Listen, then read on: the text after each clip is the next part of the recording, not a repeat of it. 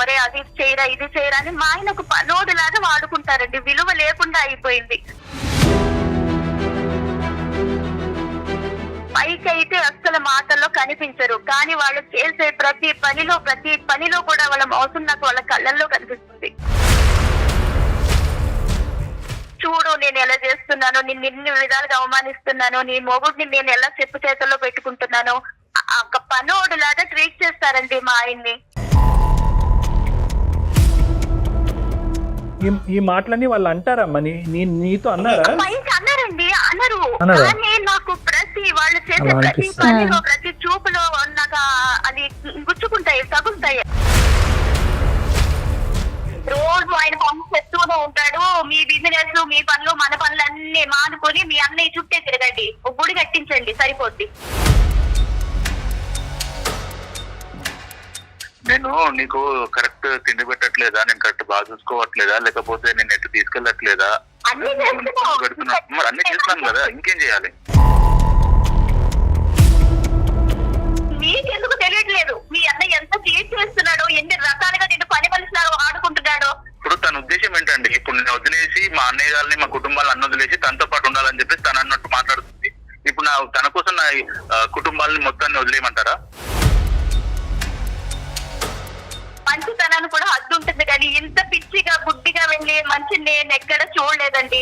నువ్వు ఫోన్ ఎత్తుతూనే మమ్మల్ని బ్యాక్గ్రౌండ్ లో పెట్టి అతనితో గొడవ వేసేసుకుంటే సొల్యూషన్ కాదు కదమ్మా. మీ అన్నయ్య వదిన ఎలా ఉంటున్నారు మీరు చూస్తున్నారు కదా, అట్లానే మీరు మీ భార్యతో ఉండగలుగుతున్నారా? అంత ప్రయారిటీ ఇస్తున్నారా? నాకు తెలిసి మేమైతే సంతోషంగా ఉంటున్నాము డాక్టర్ గారు. మీరు సంతోషంగా ఉంటున్నారా? మీరిద్దరూ సంతోషంగా ఉంటున్నారండి. తాకట్టులో ఉన్న బంగారాన్ని విడిపించి ఆ రోజు ఆన్లైన్ రేటుకే మేము కొంటాం. Sharma gold company. స్వాగతం. నమస్తే డాక్టర్ గారు. నమస్తే జగన్. కళ్యాణ్ గారు, ఒక మెయిల్ అండి. ఏంటంటే ఇద్దరు అన్నదమ్ములు, ఇద్దరికి పెళ్లిళ్ళు అయ్యాక సమస్యలు మొదలైనవి. అది తీవ్ర స్థాయికి వెళ్ళిపోయి విడిపోయే పరిస్థితి దాకా వెళ్ళిపోయారు. సాధారణంగా ఇద్దరు అన్నదమ్ములు వరకు ఓకే, పెళ్లిళ్ళు అయ్యాక కొంత మార్పు అనేది సహజం. దాన్ని మనం రిసీవ్ చేసుకునే దాన్ని బట్టి, అర్థం చేసుకునే దాన్ని బట్టి ఉంటుందేమో. అది సమస్య. ఇప్పుడు మనకి తమ్ముడి భార్య మనకు మెయిల్ చేసింది. తన పేరు సుజాత. తమ్ముడి భార్య తను ఫేస్ చేస్తున్న ప్రాబ్లమ్స్, ఇష్యూస్ అవన్నీ కూడా మీతో మాట్లాడాలి అనేసి కాల్ చేస్తారండి. సుజాత అమ్మాయి పేరు. చాలా కామన్ అమ్మ ఇది.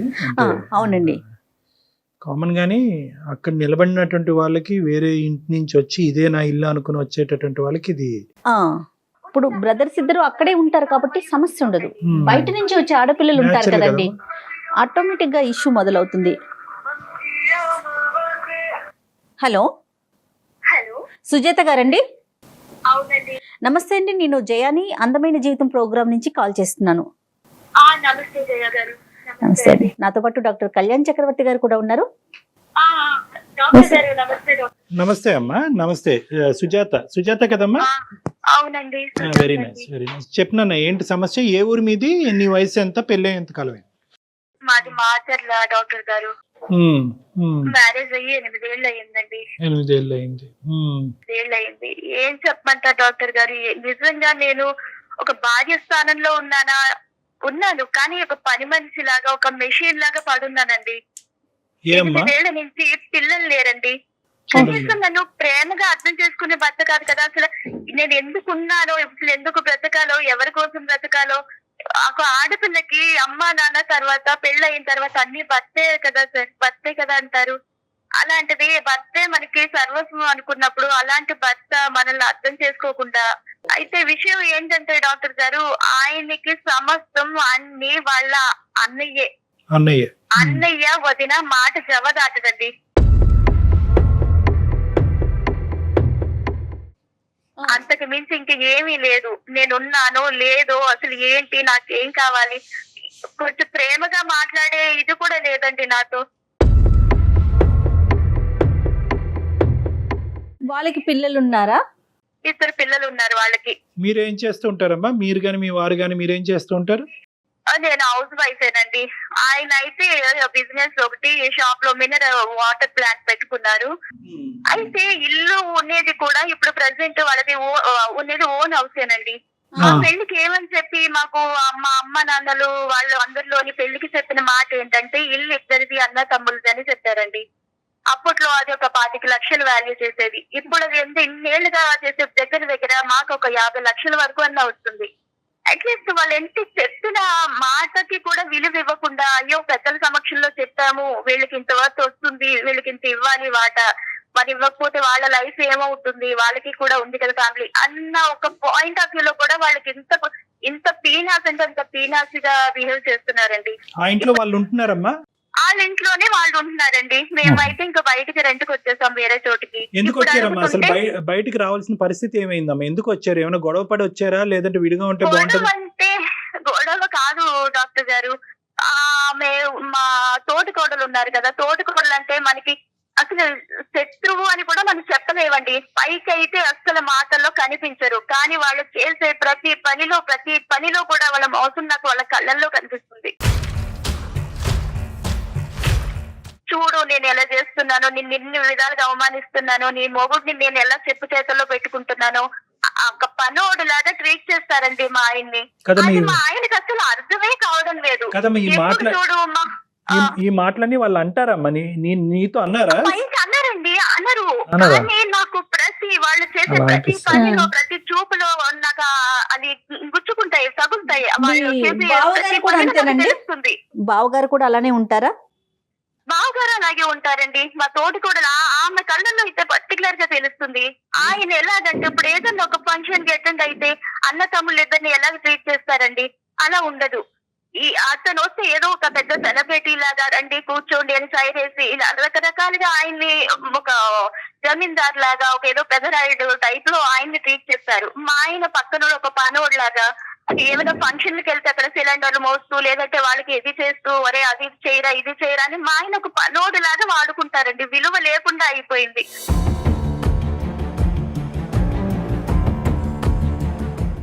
సుజాత గారు, మీరు ఎప్పుడైనా డిస్కస్ చేశారా? మీ అన్నయ్య వదిన ఇలా చేస్తున్నారేమో నాకు అనిపిస్తోంది అన్నట్టుగా అట్లా ఏమైనా మాట్లాడారా? చెప్తానండి, నేను ప్రతిరోజు నాతో కూర్చుని ప్రేమగా కలిసి మాట్లాడితేనే కదండి ఆయనకి ఏమైనా అర్థమయ్యేది. ఏది చెప్పినా ఆయన వాళ్ళ అన్నయ్యనే సపోర్ట్ చేస్తూ మా అన్నయ్య వదిన నువ్వంటే మధ్యలో వచ్చావు, నాకు చిన్నప్పటి నుంచి వాళ్ళ గురించి నువ్వు మమ్మల్ని విడగొట్టడానికి నువ్వు ఇప్పుడు వచ్చావా మధ్యలో, నువ్వెందుకు ఇలా చేస్తున్నావు, వీళ్ళు ఎందుకలా మమ్మల్ని విడగొట్టడానికి నువ్వు ట్రై చేస్తున్నావా అని తిరిగి నన్నే అంటాడు. కానీ నేను పడే అవమానాలను గాని వాళ్ళు చేసే వెటకార పనులు గాని ఇవి గాని అసలు పట్టించుకోవడం అసలు అర్థమే చేసుకోడండి. ఈ మనిషి నాకు ప్రేమ కావాలి, నాకు ఒక అటెన్షన్ కావాలి అని నువ్వు అంటూ ఉంటే దాన్ని పెడర్థంగా తీసుకుని మా అన్నదమ్ముల మధ్యన నువ్వు చిచ్చు పెడతావు అనే విధంగా అతను మాట్లాడుతున్నాడండి.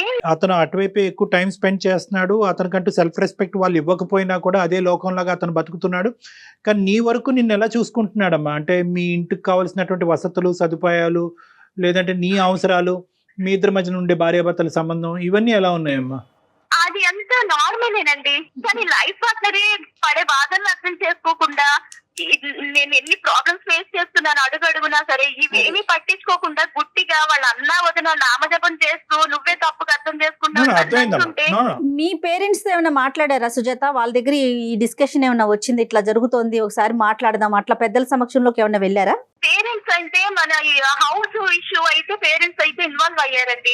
ఏంటి అసలు ముందు పెళ్లికి చెప్పిన మాట ఏంటి, ఇప్పుడు మీకు సంబంధం లేదు అని అనడం అది ఎంత వరకు కరెక్ట్? మేము వెళ్ళి అడుగుతామంటే మా ఆయన దానికి పెద్ద మనిషి ఏమన్నాడంటే వద్దండి మావయ్య గారు అత్తయ్య గారు మీరు అసలు అడగడానికి వీల్లేదు, మా అన్నయ్య నాకు ఏమన్నా ఇస్తే ఆయన దయతలిసి ఇస్తే ఆయన సంతోషంగా ఇస్తేనే నేను తీసుకుంటా, లేదంటే నాకు ఒక్క రూపాయి కూడా వద్దు. అంత దయాదు హృదయం గల నా భర్త అండి. ఈ మనిషిని మరి ఏం అనాలో నాకు కూడా అసలు ఏం అర్థం కావట్లేదండి. విసిగి విరక్తి చెందున్నాను అసలు. సంబంధం ఎలా ఉందమ్మా మీ తోటికోడలతో గానీ మీ బావగారితో గానీ? మీ అందరి మధ్య రిలేషన్షిప్ మాటలు ఎలా ఉన్నాయి? వాళ్ళు మీ ఇంటికి వస్తూ ఉంటారా? ఇంటికి వచ్చినప్పుడు నువ్వు ఎలా రియాక్ట్ అవుతూ ఉంటావు? ఎన్ని సందర్భాల్లో మీరు అక్కడికి వెళ్తూ ఉంటారు? అక్కడ ఉన్నప్పుడు మీకు ఎలాంటి ట్రీట్మెంట్ వస్తూ ఉంటుంది? ఇన్నేళ్లలో డాక్టర్ గారు వాళ్ళు మా ఇంటికి ఎన్నిసార్లు వచ్చినా ఉత్తి చేతులతో వస్తారండి. అంటే ఏదో మాకు మోసుకొచ్చేయాలి తెచ్చేయాలి అని కూడా నేను ఆశపడట్లేదు.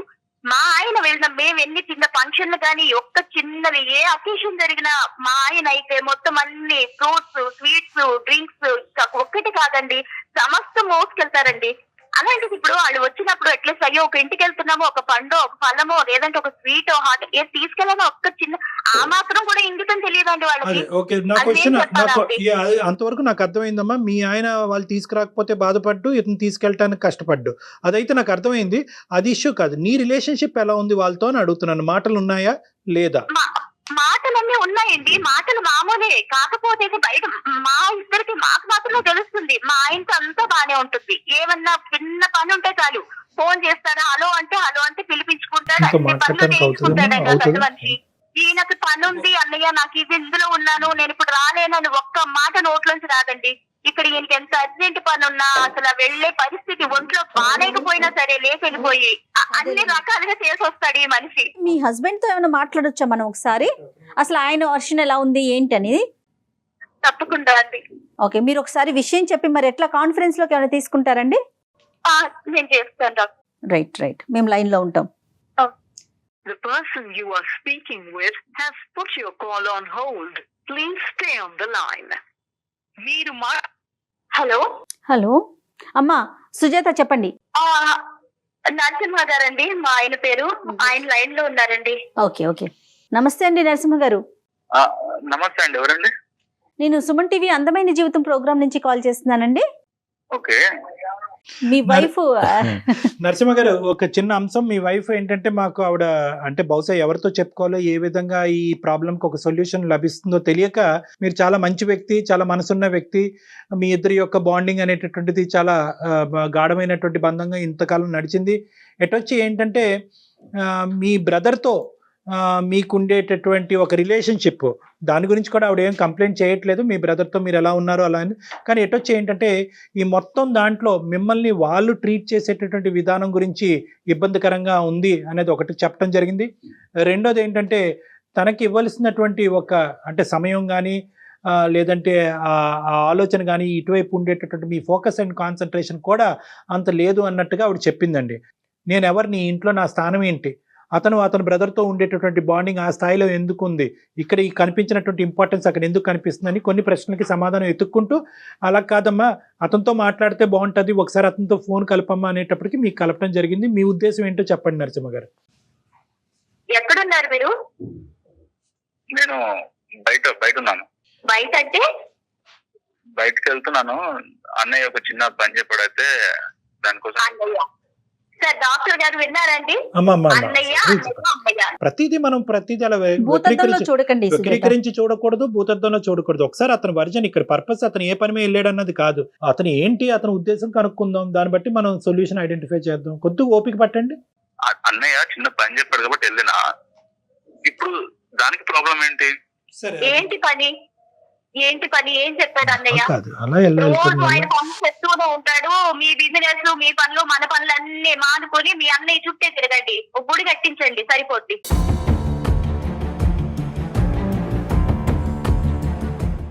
ఒక అసలు భర్తగా అసలు ఏం చేస్తున్నారు నాకు ఇంట్లో అనేది నాకేం అర్థం కావట్లేదు. ఇన్నేళ్లు వేసి ఇక నాకు అయిపోయింది నీతో, ఇంకా నా వల్ల కాదు.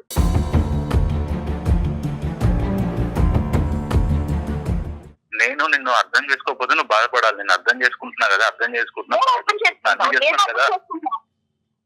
నేను బాగా చూసుకోవట్లేదా? నిన్ను చూసుకుంటా, అందరూ చూసుకుంటారు. కానీ ఏ రోజన్నా ప్రేమగా మాట్లాడి ఇది నేను పడే బాధ, నేను పడే అవమానాల గురించి చెప్తుంటే ఎప్పుడు కూడా లేదు, మా ఇద్దరి మధ్య గొడవ పెడుతున్నావు, నువ్వు ఏ విధంగా ఎందుకు ఆలోచిస్తుంది, అన్ని తిరిగి అన్నమే. కానీ నిజమా కాదా అన్న యాంగిల్లో అసలు నా వైపు, నా కోణంలో ఒక్క రోజున ఆలోచించావా నువ్వు చెప్పు.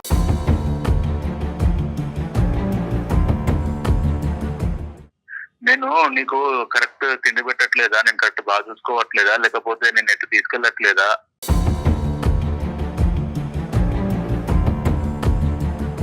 నీ మీద నమ్మకం పెట్టుకుని పెళ్లి తర్వాత భర్త అన్ని సర్వస్వాన్ని మేము మీ దగ్గరికి వచ్చినప్పుడు ఎంత ప్రేమగా చూసుకోవాలి భార్య అంటే. చిన్నేళ్ల నుంచి ఎన్ని అవమానాలు బయట పడుతూనే ఉన్నాం. బయట వాళ్ళకి తెలుస్తున్నారే, అసలు మీకెందుకు తెలియట్లేదు మీ అన్న ఎంత తీర్చి చేస్తున్నాడో, ఎన్ని రకాలుగా నేను పని మనిషిలాగా ఆడుకుంటున్నాడో అనేది. అన్నయ్య బిజీ ఉంటున్నాడు కాబట్టి నాకు పని చెప్తున్నాడు. అన్ని బిజీ అంటే ఆయన కదా ఆయన చేసుకుంటాడు, మీ పనులు కూడా వదిలేసి మీరు వెళ్ళిపోవాలి. నా పని చేయట్లేదు కదా, నా పని చేసుకుంటే కదా, నా ఫ్రీ టైం లోనే కదా నేను అన్నయ్య వర్క్ చేస్తున్నాను.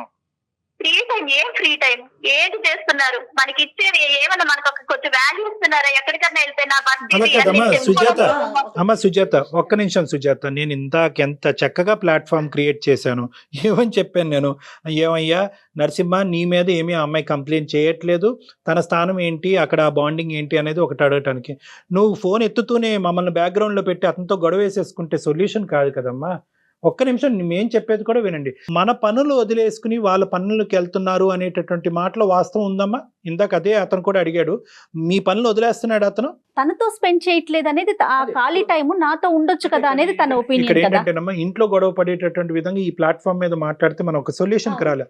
సో ఇక్కడ నౌ కమింగ్ టు నరసింహ, ఇక్కడ ఏంటంటే ఆ అమ్మాయి ఇమోషనల్ ప్లాట్ఫామ్ మీద మాట్లాడుతుంది. నాకు ప్రేమ కావాలి, ఆప్యాయత కావాలి, బంధం కావాలి, ఈ బంధానికి ఒక అర్థం కావాలి అనేటటువంటిది ఆ అమ్మాయి అడిగేటటువంటి ప్రశ్న.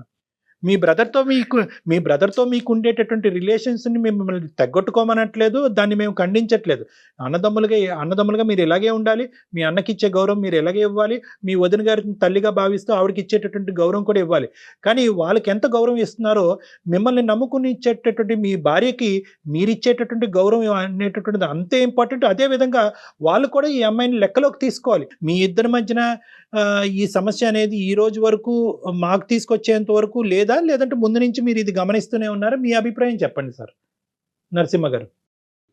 నేనైతే ఇప్పటి వరకు ఇలాంటివి అయితే వినలేదండి. తన లోపల ఏం పెట్టుకుంటుందో నాకే తెలియదు.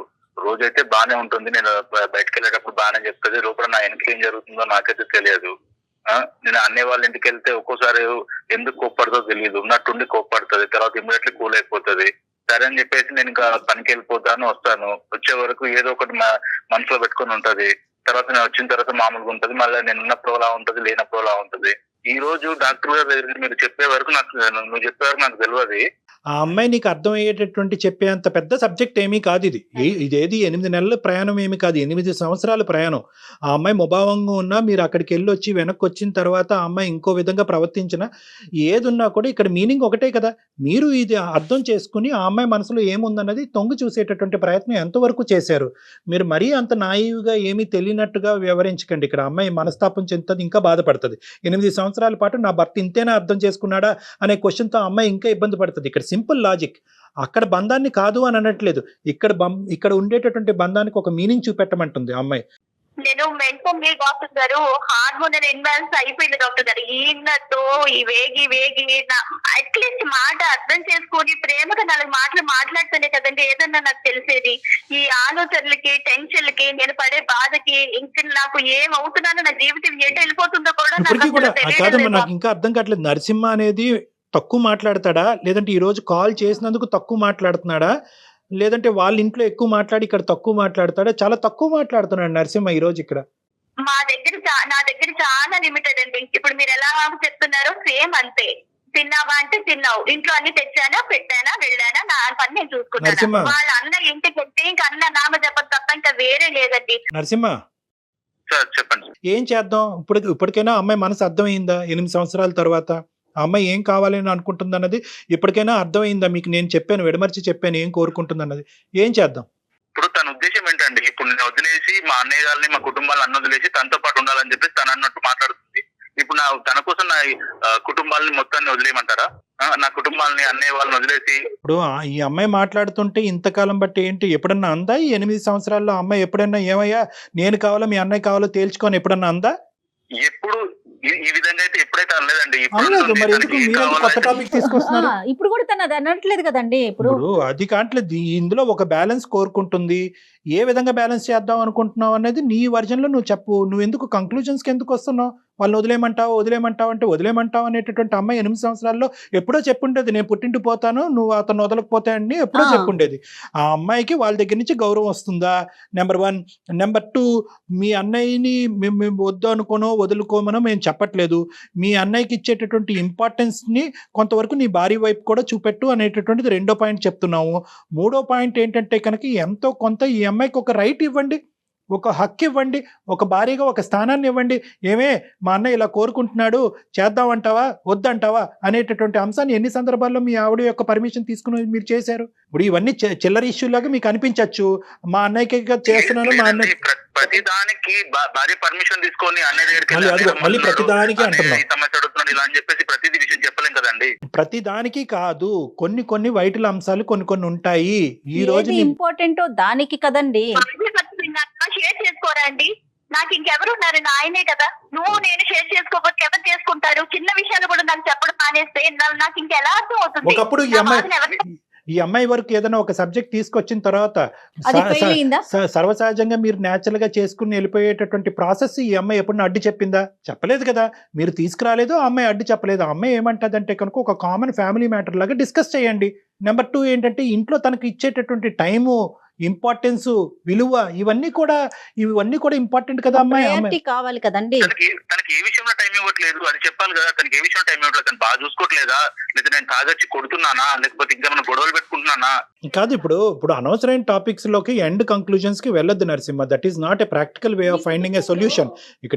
ఇక్కడ ఆ అమ్మాయి ఒక ఇమోషన్ తో మాట్లాడుతుంది. ఏంటి ఆ ఇమోషన్ అంటే కనుక, నాకు ఇవ్వాల్సినటువంటి ఇంపార్టెన్స్, నాకు ఒక స్థానాన్ని నా భర్త ఇవ్వలేకపోతున్నాడు. ఇక్కడ ఏంటంటే అన్నయ్యకి ఇచ్చేటటువంటి గౌరవం వర్సెస్ భార్యకి ఇచ్చేటటువంటి ఇంపార్టెన్స్, స్థానం, ఈ రెండిట్ల మధ్యన నువ్వు ఒక బ్యాలెన్స్ తీసుకురావటం గురించే మేము చేసేటటువంటి ప్రయత్నం, నీలో ఒక ఆలోచన తెప్పించేటటువంటి ప్రయత్నం. కానీ ఈరోజు భార్యను వదిలేసుకోవాలో అన్నయ్యను కాదనుకోవాలో అనేటటువంటి సబ్జెక్టు విధంగా మేము మాట్లాడట్లేదు. ఇవన్నీ కాదు. నువ్వు సమాధానం చెప్పగలవా, మమ్మల్ని చెప్పమంటావా? రైట్. మీ అన్నయ్య వదిన ఎలా ఉంటున్నారు మీరు చూస్తున్నారు కదా, అట్లానే మీరు మీ భార్యతో ఉండగలుగుతున్నారా?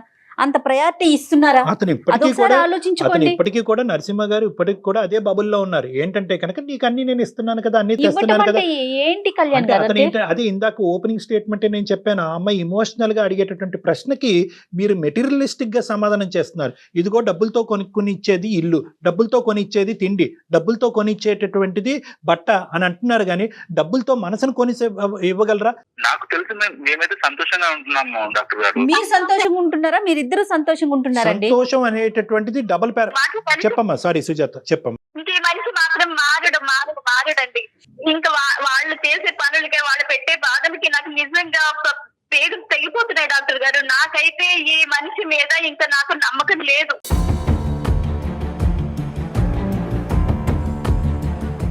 మంచితనాన్ని కూడా హద్దు ఉంటుంది, కానీ ఇంత పిచ్చిగా గుడ్డిగా వెళ్ళి మంచి నేను ఎక్కడ చూడలేదండి. ఇంకా నేనైతే ఇంతో కలిసి బతికే ఛాన్సే లేదండి. నేను మా పుట్టింటికి వెళ్ళిపోతాను. నేను అమ్మ వాళ్ళ దగ్గర ఉందాం అనుకుంటాను. మారడం మనిషి ఇప్పుడు ఏం మాట్లాడతాడు? అతను అసలు అంత తప్పు కాదమ్మా, అది తను మారలేనంత తప్పు కాదు, అంత జటిలమైనటువంటి సమస్య కాదు. నిజంగా నువ్వు అటువంటి స్టెప్ తీసుకోవాల్సినటువంటి జటిలమైనటువంటి పెద్ద సమస్య అయితే కాదమ్మా. నరసింహ ఒక మంచి వ్యక్తి, అర్థం చేసుకునేటటువంటి వ్యక్తి. ఎటొచ్చి ఈ కాన్సెప్ట్ లో ఏంటంటే అతనికి అర్థం అవడానికి చాలా ఎక్కువ టైం పడింది. ఇప్పుడైనా కూడా ఈ ప్రాబ్లం కి ప్రాక్టికల్ సొల్యూషన్ అతను ఐడెంటిఫై చేస్తాడా, నన్ను చెప్పమంటాడా అన్నది ఒకసారి అవకాశం ఇచ్చి చూద్దాం అమ్మా. చెప్పండి డాక్టర్. ఇన్ని రోజులు సమస్య అనేది ఇద్దరి మధ్యలో ఉండే, ఇప్పుడు సమస్య అనేది మీ వరకు వచ్చింది కాబట్టి మీరేం చెప్తే నేను అది ఫాలో అవుతాను డాక్టర్ గారు. సూపర్. నరసింహ వాళ్ళ బ్రదర్ కి అర్థమయ్యేటటువంటి విధంగా ఈ సమస్యను తీసుకెళ్లాలి వాళ్ళ బ్రదర్ దగ్గరికి. అన్నయ్య, 8 సంవత్సరాల పాటు మేము కాపురం చేసి ముందుకు ప్రయాణం సాగుతున్నా కూడా ఈరోజు నా భార్య సుఖపడట్లేదు, సంతోషంగా లేదు అని అంటుంది. పిల్లలు లేకపోవటం ఒక ఎత్తు అయితే కనుక నా దగ్గర నుంచి ప్రేమ, టైము ఇలాంటివి లేకపోవటం అనేది ఇంకో పెద్ద సమస్యగా మాకు మారిపోయింది. మీ ఇద్దరు హ్యాపీగా ఉన్నారు, మీ ఇద్దరికి 2 పిల్లలు ఉన్నారు. కాబట్టి నేను కొంత సమయం నా భార్యకి ఇవ్వాలి, నా భార్య వైపు ఫోకస్ చేయాలి, నా భార్యకి నేనున్నాను అనేటటువంటి నమ్మకాన్ని నేను క్రియేట్ చేయాలి, నాకు కొంత సమయం కావాలి. ఈ సమయంలో నువ్వు చెప్పినటువంటి పని చేయకపోయినా, నీకు కావలసినటువంటి విధంగా నేను ఉండకపోయినా నువ్వు అపార్థం చేసుకోవద్దు అనేది ఫస్ట్ మీ బ్రదర్లో ఆలోచన కల్పించవలసినటువంటి బాధ్యత నరసింహ నీ మీద ఉంది. నెంబర్ 1. నెంబర్ 2 ఏంటంటే, ఇలా అడుగుతున్నాడు అన్నయ్య, చేస్తే బాగుంటుంది అని అంటే కనుక ఖచ్చితంగా అమ్మాయి ఒప్పుకుంటుంది. ఆ అమ్మాయి మనసు చాలా పెద్దది. 8 సంవత్సరాల పాటు మీరు ఆ అమ్మాయిని పూర్తిగా పట్టించుకోకపోయినా కూడా ఆ అమ్మాయి మనసు పెద్దది కాబట్టి ఈరోజు భరిస్తూ ఆలోచిస్తూ అలా ఆగిపోయిందే కానీ దాన్ని నిలదీయటం కానీ ఆ అమ్మాయి ఇంకో విధంగా ఆలోచించడం కానీ చేయలేదు. సో కాబట్టి ఏంటంటే, మీరు ఏదైనా ఒక సబ్జెక్ట్ ఉంటే కనుక మొహమాటం లేకుండా, భయం లేకుండా, ఈ అమ్మాయి అభ్యంతరం చెప్తాదనే ఆలోచన లేకుండా ఆ అమ్మాయి వరకు తీసుకొచ్చే ప్రయత్నం చేయండి. ఇది నెంబర్ 2. అప్పుడు ఆ అమ్మాయికి ట్రాన్స్పరెన్సీ వస్తుంది, నమ్మకం వస్తుంది, నా స్థానానికి ఒక ఇంపార్టెన్స్ ఇచ్చి వచ్చి నా భర్త నా పర్మిషన్ తీసుకుని అక్కడికి వెళ్తున్నాడు కదా అనేటటువంటి ఒక ఆనందం ఆ అమ్మాయిలో ఉంటుంది. ఇది నెంబర్ 2. నెంబర్ 3, సుజాత నీకు చెప్పేది ఏంటంటేనమ్మా, ఇదేదో ఓవర్ నైట్ జరిగిపోయేటటువంటి కార్యక్రమం కాదమ్మా. ఎందుకంటే ఇంతకాలం వాళ్ళ అన్నదమ్ముల మధ్యన ఉండేటటువంటి బంధం ఇంకో లెవెల్కి వెళ్ళిపోవటం వల్ల, వాళ్ళిద్దరి మధ్యన అండర్స్టాండింగ్ ఇంకో లెవెల్కి వెళ్ళిపోవటం వల్ల ఇది స్లోగా over a period of time మార్పు జరిగేటటువంటి అంశమే కానీ ఇది రాత్రి జరిగేది అంశం కాదు. ఇది సుజాత నీకు చెప్పే మాట. మీరు ఏదైతే చెప్పారో అది నేను ఈ రోజు నుంచి నేనైతే ఫాలో అవుతాను. ఫస్ట్ ఆఫ్ ఆల్ ఏంటంటే నువ్వు మీ ఆవిడ ఫస్ట్ మీరిద్దరు ఇంట్లో కూర్చుని మీరు ఎక్కడైతే ఉన్నారో అక్కడి నుంచి తిరిగి వచ్చిన తర్వాత మీరిద్దరు కూర్చొని డిస్కస్ చేసుకోండి, గొడవ పడద్దు. మీ బ్రదర్ని అట్ ద సేమ్ టైం ఈ కాపురాన్ని ఎలా బ్యాలెన్స్ చేయాలనేటటువంటి తెలివైనటువంటి అంశం అమ్మాయి నాకంటే బాగా అమ్మాయి చెప్పగలదనే నమ్మకం నాకుంది. ఫస్ట్ మీరిద్దరు నేను చెప్పినటువంటి బేస్మెంట్ మీద మీరిద్దరు కూర్చొని డిస్కస్ చేసుకోండి. Okay Sujatha, thank you madam. Okay, good luck, all the best, bye, thank you, take care. ఆ అబ్బాయికి ఈ రోజు అర్థమైంది, అంతే ఒక సంతోషం. స్టెప్ తీసుకుంటానని ముందుకు వచ్చాడు. అవునవును, సో బహుశా వాళ్ళిద్దరు కాపురానికి ఒక మంచి రోజులు వచ్చినాయి అన్నది మనం నమ్మి. తప్పకుండా. ఓకేనమ్మా, రైట్ అండి, Thank you, thank you Jagan. So much Kalyan గారు.